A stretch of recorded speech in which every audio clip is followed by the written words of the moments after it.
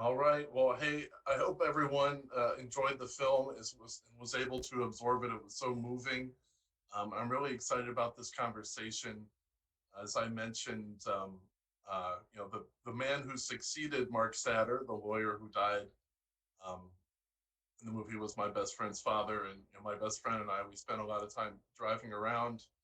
We were in high school all around the city of Chicago, and I think it's important to remember that it's not just history that we were watching there today. It's our lives today. It's the neighborhoods that we live in, a lot of the people we know, especially older people who might have had direct experience with this. And it affects the patterns of life in today. So I'm really excited. Let me introduce the panelists and then we'll start the conversation. Um, First of all, we have Bruce Orenstein, who was the artist in residence. He was the filmmaker.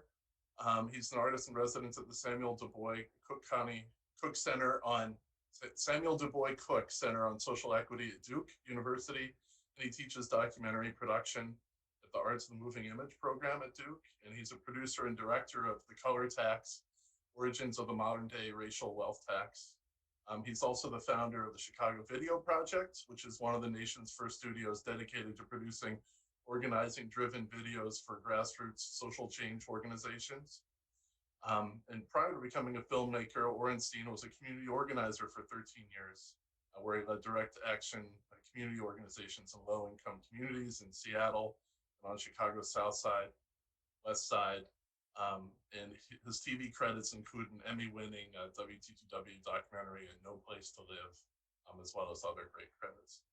Beryl Satter, she's the professor of history at Rutgers University, Newark. In her book, uh, about which the film was made, Family Properties, Race, Real Estate, and Exploitation of Black Urban America, it won the Organization of American Historians Liberty Legacy Award for Best Book in Civil Rights History and the Jewish Book Council's National Jewish Book Award in History. It was also a finalist for the J. Anthony Lucas Book Prize and for the Ron Reidenhauer Book Prize.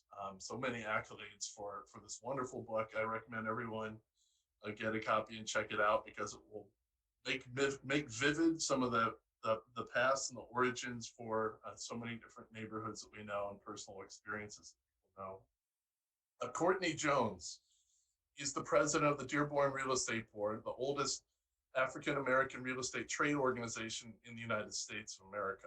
And he's also a partner and owner in Chicago Homes Realty Group, where he's the business development officer and he's a licensed real estate broker. As the business development officer for the Chicago Homes Realty Group, Courtney takes pride in creating business opportunities for the company. He has a passion to serve and create opportunities for underserved communities. He's a friend of mine, and Courtney has more than 16 years in banking, mortgage, investments, and sales training. He started his career in New York, where he was part of a pilot program designed to manage client assets. And as I mentioned, just today, he was named in Chicago among the top 30 influential Chicagoans for his work. So let's go to the first question to kick off our discussion here. And the title of the film, The Color Tax, is about the additional tribute that families of color have had to pay for being Black and brown in our country. And contract selling is one important feature of many different kinds of predatory lending and finance that we see. As part of a subspecies of this, Bruce, you and your colleagues, you've estimated the practice of contract selling extracted more than $3 billion in wealth from Black families. You mentioned that in the movie. That's astonishing. I'm curious, what was everyone else's reaction to the film? And Bruce, what made you want to do this project? Thanks also, Fritz and everyone else here for inviting me to show the film. I really, really appreciate it. It's an honor to be here to speak to your staff. And I was a community organizer, and every community I worked in as an organizer, low income communities, largely communities of color, were all impacted by this history. And whether I worked on trying to improve schools in a given community, or whether it was trying to get affordable housing developed, or what have you, it all goes back to this history of housing segregation in Chicago and in all its counterparts, its urban counterparts across the city. So I've always had it on my mind as, and I've always read a lot about it, and I've always steeped myself in this history. And when I began to make films, I started to think about, a documentary series, especially after public housing was torn down in Chicago. And I thought, well, what's going to happen to everybody in public housing now? Will they be relocated into another segregated community or not? And that's what actually gave me the idea of doing a history. And many years later, I finally got around to doing it. So I think it's a combination of my, my life's work in a lot of ways. So I'm not the kind of filmmaker who just said, "Well, this is a great subject. I'm going to tackle it." It really comes from a lot of my background. Well, thanks, Bruce. And again, I want to encourage everyone to hear what your reaction was to the film. You can put it in the chat box, and then we'll jump off from there. Beryl, some of our staff are reading the companion book to this film, which is Family Properties. I bought it at our one of our Chicago retail establishments, Powell Books. And I just wanted to know, this story is so personal to you. It tells the story of your father. What made you want to write the book? And why did you have to tell the story? And what's been its response? Yeah, well, for me, it was a personal mission.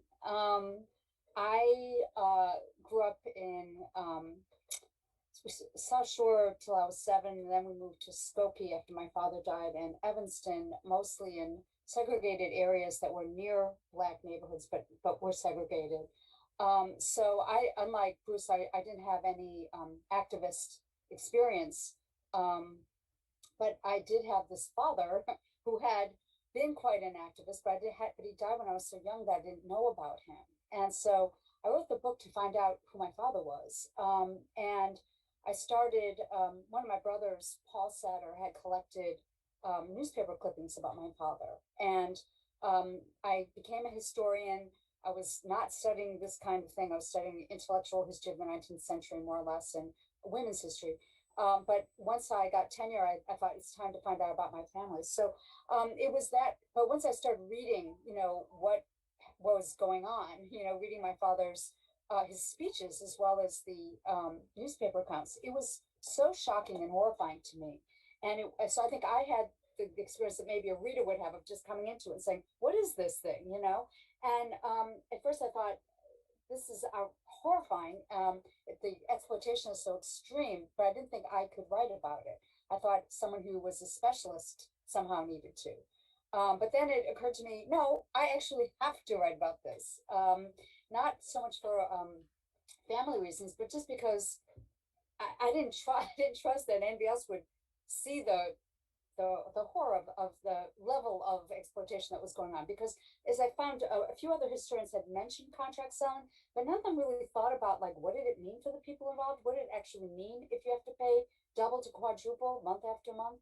And I felt like looking at the accounts from the time they were much more vivid about the meaning of this extraction than the sort of bloodless historian work that came later. So I wrote something to bring it to life. Well, thanks for doing it, Beryl. And money is one of the taboos in American life. It's something that people don't like to talk about. They're a little bit ashamed to talk about, and especially when we talk to our parents or loved ones or other people that we know, our neighbors. And I think we all need to remember that this is not just history. This is stuff that happened to real life, breathing people. We still live with the legacy today. And Courtney, we've talked about this. The book, it talks about parallel institutions that existed in the Black community that were started to advocate for Black folks and to try to get them traditional mortgages. One of them was the Dearborn Realtors Board. And, it had to exist because the umbrella of all these services and benefits that were provided to American society it didn't cover so many different Black people. And that was one of the reasons why Dearborn Realtors Board came to deal with that. Can you tell us more about Dearborn and the work that you're doing, and why there's a need for such organizations today? Yes, and Fritz, and like Bruce said, thank you for the invitation to be a part of the panel and share some insights. The book, Family Matter, Family Properties, I mean, how can you not read the book and be inflamed, right? Then the video itself was very inspiring in terms of the work that we do in what I call real estate activism, but in many ways it's civil rights. When we start using those buzzwords like equity, so it's big. But when I look at the history of the Dearborn Realtors Board, the legacy, and one of our past presidents, Dempsey Travis, who was a big proponent against, the whole contract buying piece. I look at the shoulders that we stand on, where this organization was founded to combat things like restrictive covenants, which is a tool to lead folks to concentrated poverty. So you can't live any way you want in the city of Chicago, and if you did, it's against the law. So the speculators get to play on things like that, where you actually get to sell someone the notion of the American dream, all along knowing that that dream is a fallacy for you, right? It's really a tool to rob you, strip you of your wealth without a pistol, right? I call that armed robbery, when you look at it. And the way the banks played a huge part in it, it almost could be in what we consider today a RICO charge, right? Because everybody's complicit. So the organization's history is really all about democracy and housing and building wealth for Black families through real estate. But I tell everyone, the reason you would want to be a part is like we saw with the Contractors Buyers League.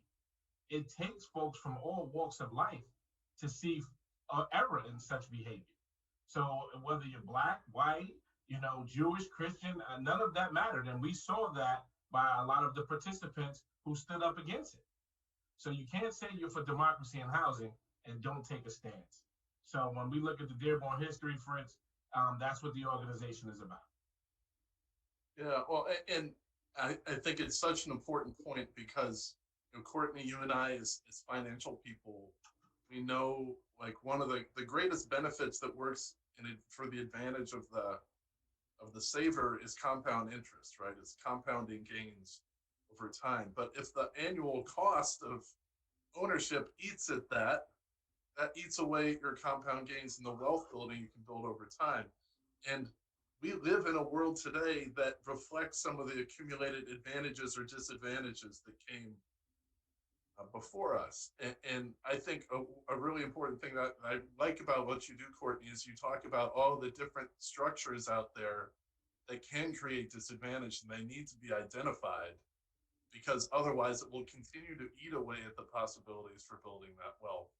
And we'll talk more about how our work intersects with that, but I think contract buying is one of many, many different examples of these thickets of structural benefit or disadvantage that can be created. And if we don't actively identify them, call them out, and remedy them, like the path of least resistance will just allow them to persist.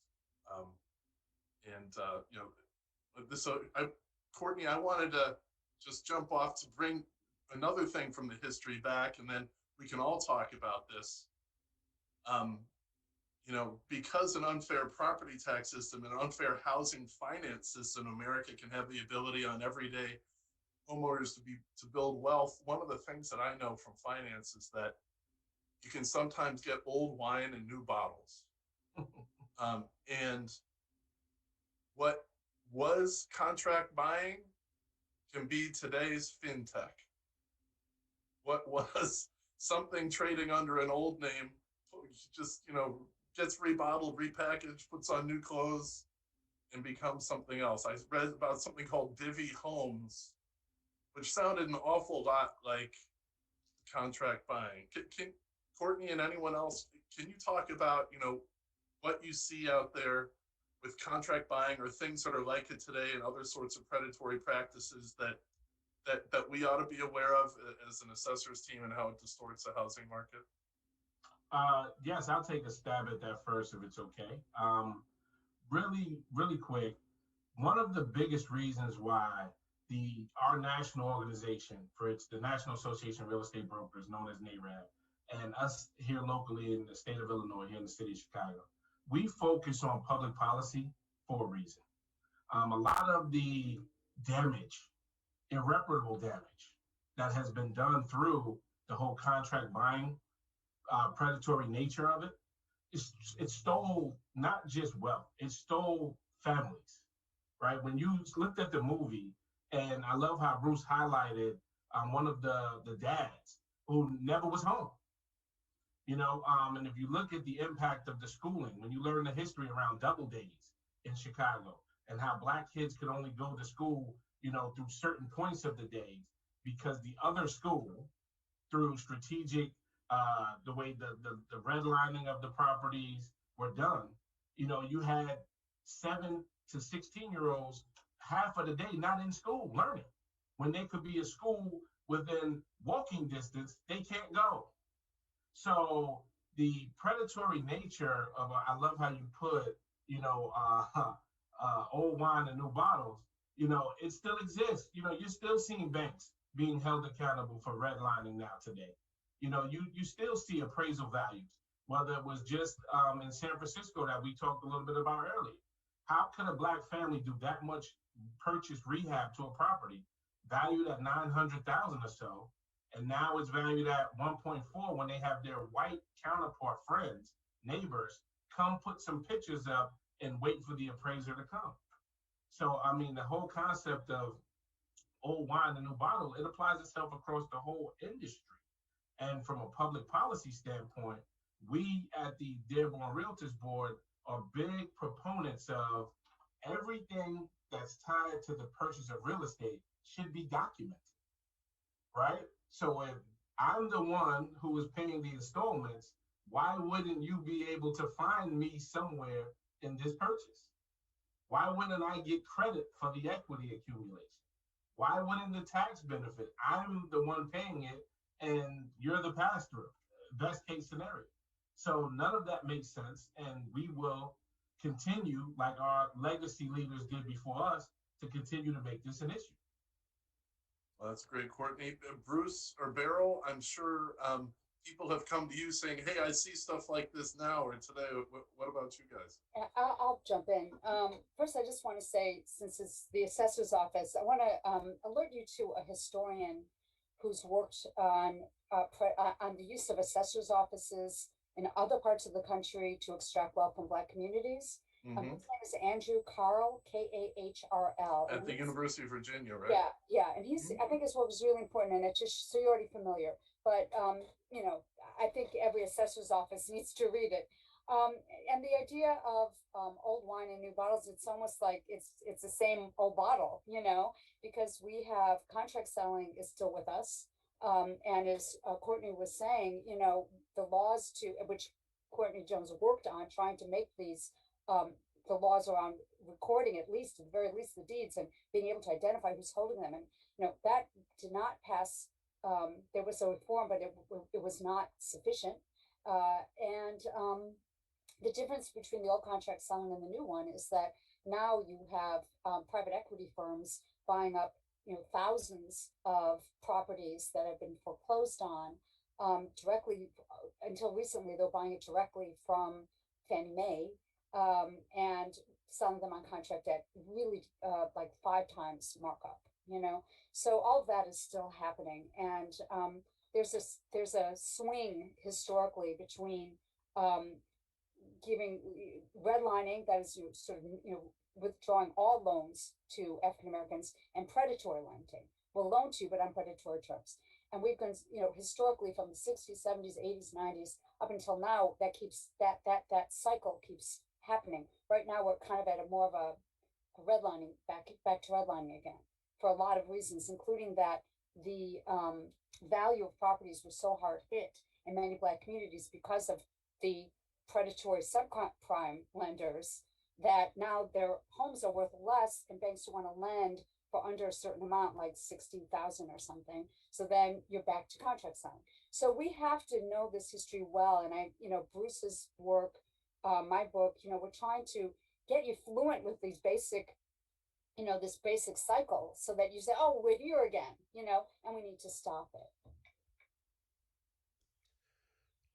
Yeah, and at the end of the film, Ta-Nehisi Coates says, we kick you and stab you and leave you bleeding on the ground, and we congratulate ourselves for just stopping.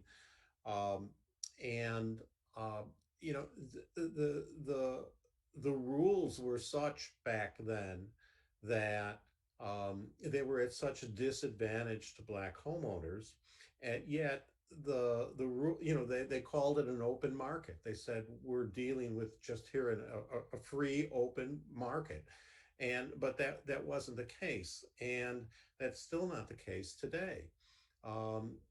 So there's all these structural impediments to that level playing field. And so I think if we're going to try to address the issue today, we've got to look at how we need to change the rules to start advantaging those people who have been disadvantaged for generation after generation after generation. But as Beryl just, as what the last thing that she said was that we've got to bring people up to date, or not up to date. We've got to make people literate about this history, because if we're not, then we don't have a constituency, we don't have an awareness of what happened, and we don't have a constituency that's willing and open to want to make changes because they don't know this history. They don't know how tragic it is, how unfair it is, and how it created the concentrated poverty we have in Black communities today. And as Jack McNamara in the film said, it still gets him today that white people don't know that they're the ones that created the ghetto. All on point, and I think it brings us to us, the assessor's office. We are one of the structural forces that can make all these things worse if we are not careful. And in the past, there's been a pattern of the more modest your home is, the higher you tend to be assessed versus the market. That's something we've worked really hard to address and test and publish and be accountable for. But there are all sorts of other processes that we at the assessor's office have to think about too, and it's disparate impact. I'll give you an example, everybody, and maybe there are other examples you might have too. When we look at appeals, if we're depending on appeals to get people's assessment right, who are the folks who appeal? Who are the people who cater to them? It's a minority, and of people who appeal, first of all, who are savvy enough or comfortable enough to do that. Imagine if you don't speak English, or you might not feel comfortable sticking your neck out versus a government office with all this fancy legal language. And the industry that works with appeals, they cater to people with money, and they make more money the more high value the property is. Appeals tend to whittle away the share of those people at the expense of everyone else who doesn't do that. And so I wrote in our annual report this year, we'll continue to write about this, how important it is that we get it right the first time, so that in the way we measure ourselves is how are we doing for the average person who doesn't appeal. We've seen, we're going to be working on in our office other ways that, is there a pattern in the way appeals are treated that is unfair? You've seen that the higher value your property is, the greater the discount tends to be on appeal, and the more successful the appeal tends to be too.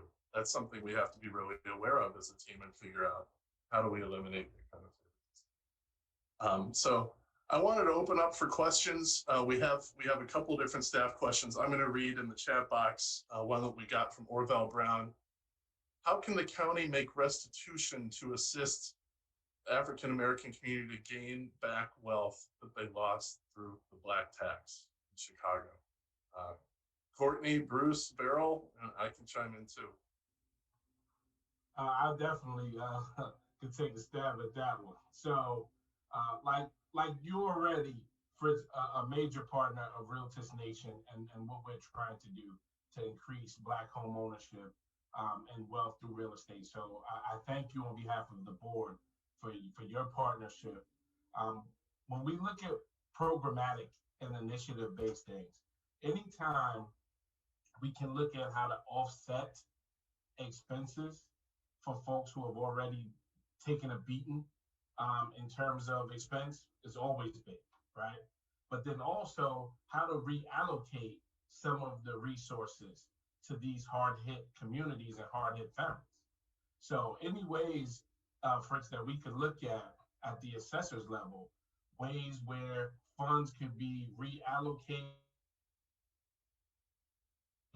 from maybe a downtown or things to that nature, where hopefully the balance of assessment would increase, right, to offset, these families, but then also having some of those dollars directly back to these neighborhoods to help support wealth appreciation for these properties, I think would be an awesome place to start us brain trust thinking about how to attack it.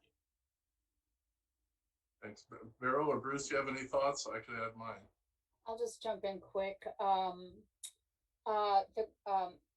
The city of Evanston has started a reparations program, and I think it's worth looking at what they're doing. They put a tax, I think it was on their medicinal marijuana or some new dispensary, which probably will not be enough. But what they wanted, but the thing they did right, is, I think, to start, was that they did a very thorough history of that town and all the ways that the Black population was segregated and exploited financially, so that people understood this is why it happened. Then they're going to use this money for much what Courtney was saying. They're to help to supplement the purchase of homes, the keeping of homes, and the rehabilitation of homes, of properties. And they want to do it for anyone who they have a generational thing. If you lived in Evanston between like 1910 and 1970, or a descendant of those people. So that's exciting that that's happening. And this question, the other question about identifying the land parcels, we know the land parcels that has been identified. Bruce can talk about the program that identified the parcels. But that is known, and I think it should be quite possible to talk to the descendants, because this is one of those cases, we're not talking so long ago. This is like right now. We know who got the money, we know who gave the money, we know all about it. So, it doesn't, you don't have the excuse of saying, oh, I can't tell, So we have existing programs that are, pushing away at remedying the wrong, and we have knowledge, quite concrete about who paid in Chicago in only this way. There are other ways that Black communities were extracted and exploited from also. But so I think there's plenty that can be done, and there are a lot of smart people who could get involved. So thank you, Beryl, and I just want to go back to Orville's question. So how do we make restitution for this? Because I've investigated this. You're not the first person to ask, Orville. As all of you know, as folks who work in the assessor's office in the county, we have divided authority. So the person who controls the pen in fessing up to past injustices and dealing with the consequences is the state's attorney's office, Cook County. They can help us face up with the past. The treasurer's office controls the purse in terms of the financial consequences of that and paying it out. What we in the assessor's office have as our tool is the calculator and the computer for making the system work forward. That's the way we can make restitution, to say that when we are doing our assessments now, we are going to confront any areas of structural unfairness that existed in our work. And this is what I always talk about with the mirror. Our job is to be the mirror to the market. And we know there are all these different things that distorted it before: bad data, reliance on appeals, conflicts of interest, favoritism for big property owners.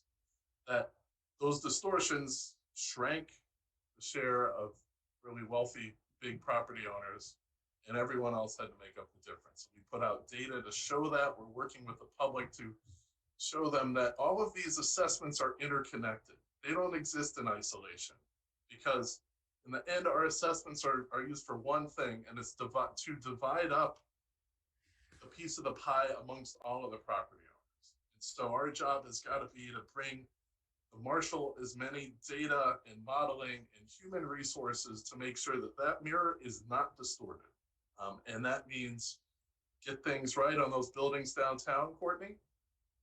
Also means understanding what's going on in neighborhoods and getting it right, and the wealthy ones and the poor ones, and measuring how are we doing for the average homeowner who doesn't appeal in terms of tracking how we're doing in that.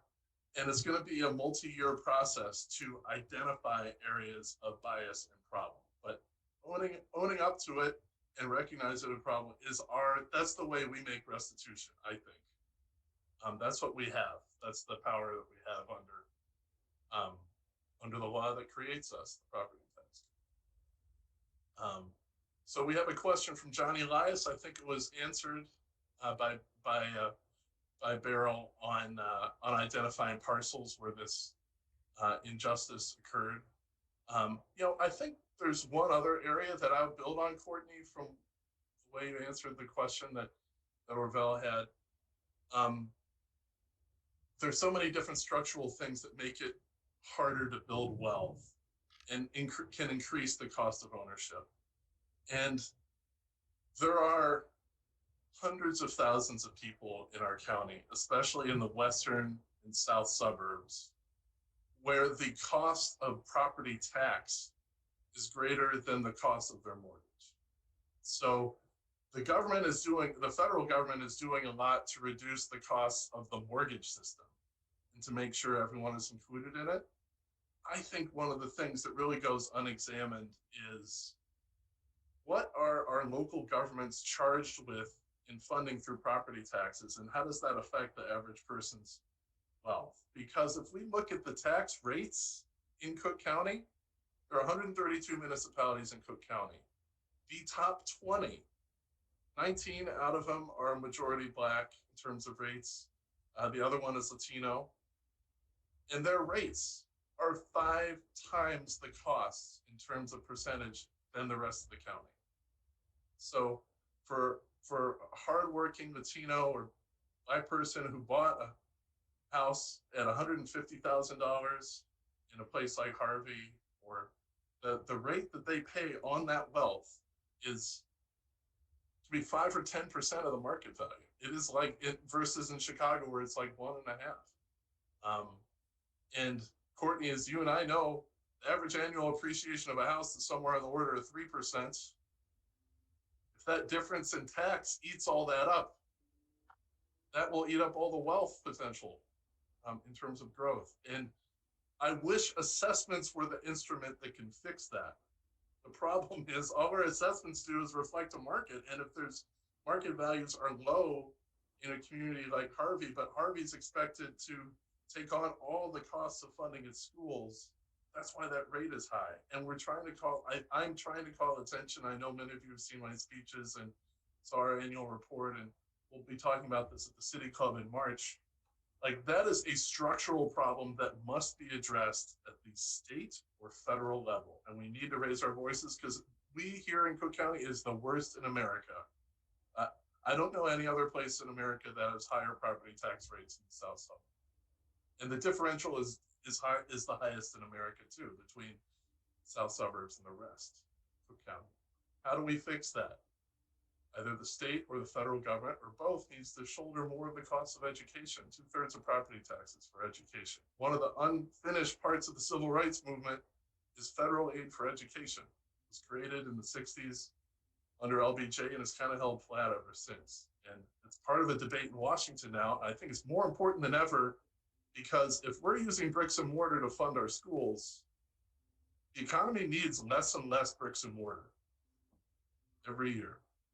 And if the system's going to get more, that's going to be a structural inequity that gets worse and worse as we need less office space, less retail space. And people are going to be crowding around the areas that have lots of property wealth while rates go high elsewhere. And it's kind of caught in the middle between local and state and federal, and we have a unique voice on this, so I talk about it a lot. And that's one of the things that moves me. I've been writing about it. I, if I can jump in, I remember as a community organizer, that was an issue to shift more of the burden of local property taxes that paid for schools to the state. And that's been a perennial issue. Um, I don't know how, you know, how, you know, I think what you raising that and bringing it up over and over again is a piece of the solution. We've got to pull in other decision makers and others to look at that structure that way. You know, the I read in the paper today that the Biden administration is going to set up some commission to look at reparations. And I know that other cities have done that, and Beryl just talked about what's going on in Evanston right now. Maybe that's laying that kind of foundation to then be able to lift up these discussions. And as you just point out, here's one of the structural inequities that is a result of the structures of systemic racism in our society. Um, so yeah, I know that's a perennial, long time issue. I know. I think New Jersey did something about that. They had some lawsuit that changed, but I'm and not to get into the weeds about addressing that specific issue, but that's a major issue, um, and there are many others that are very structural like that. Well, I really like in the conversation about reparation and about making repair, making amends for the damage caused, that we talk about what we can actually do. And I think, you know, federal support for school funding is one of the best things, because it would not only relieve the annual cost of property taxes, but Courtney, tell me what would happen to housing value in the south suburbs if suddenly the federal government was providing so much aid to schools that the rate was halved in those places. What would that do to housing values and equity down Let's just be totally clear, Fritz. Families want to live next to awesome public schools. There's not a parent I've ever had the privilege of speaking to that wants to live in the biggest, nicest home next to the worst public school. I've never had that conversation. So simply put, taking the impediment and obstruction off of that tax liability and putting it where some people would say it should go would turn the spigot on in terms of seeing a lot of the neighborhoods with tougher public schools in terms of stats would improve drastically.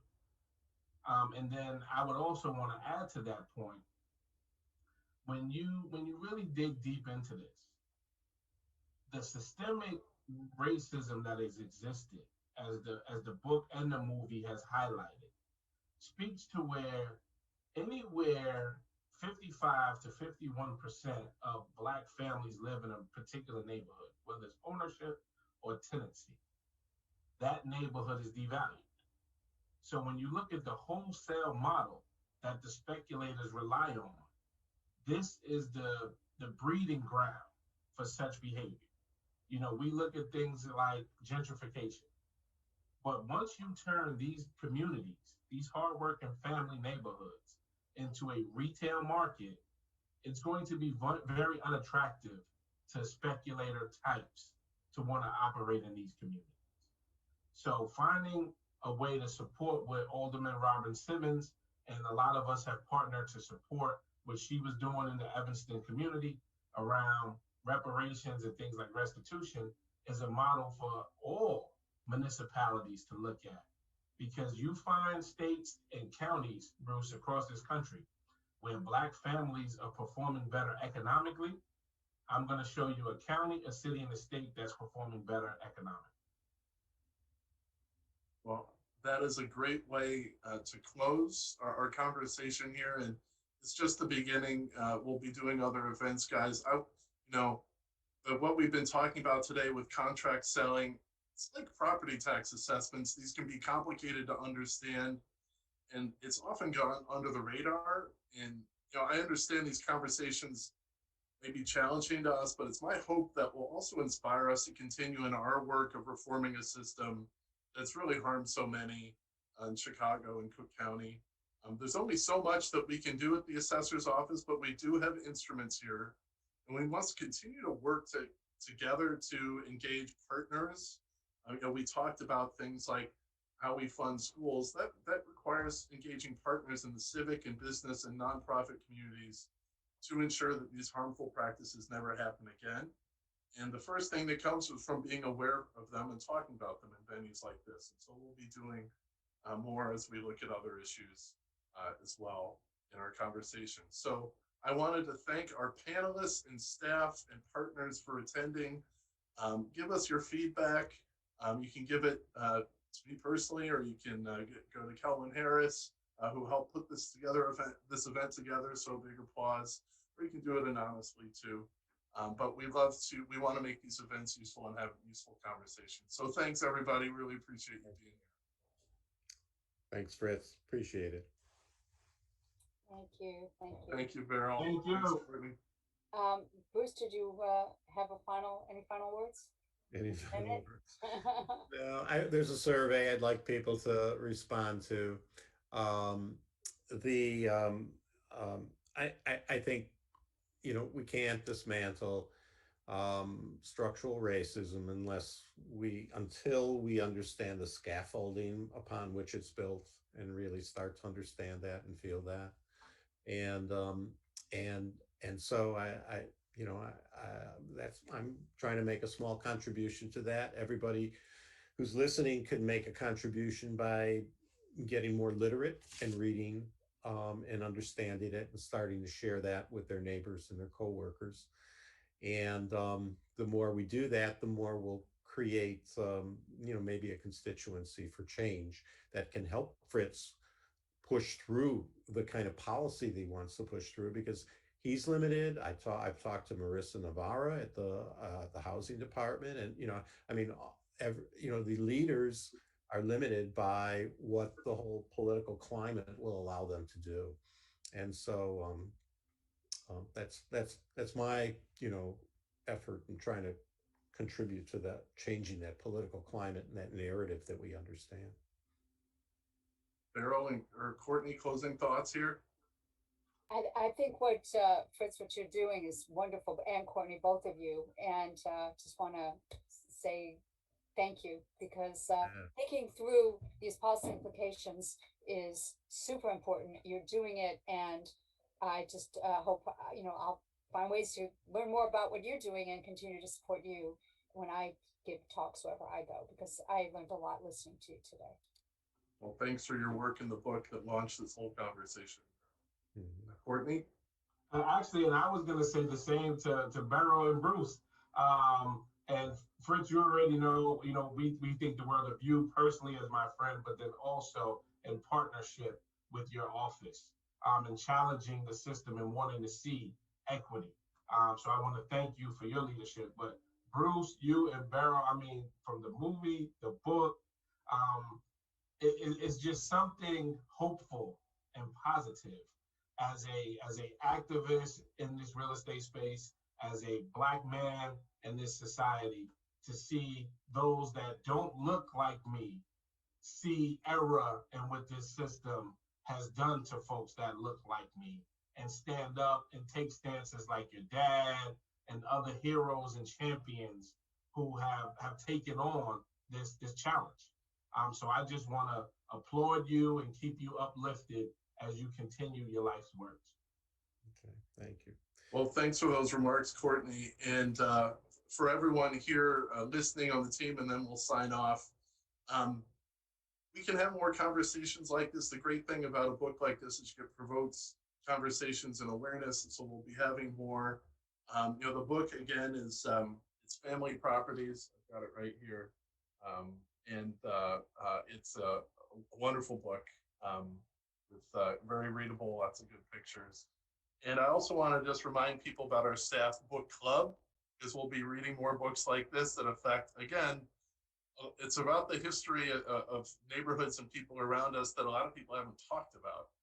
And it's really good for us to be aware of it and provoke good conversations. There is a link in the chat to sign up. I'll give everyone a moment to do that. But again, I wanted to thank everyone for being here and tell us what you think, and really appreciate everyone for joining us for this conversation. We'll see you all soon. So thanks, everybody. Thanks, bye. Bye.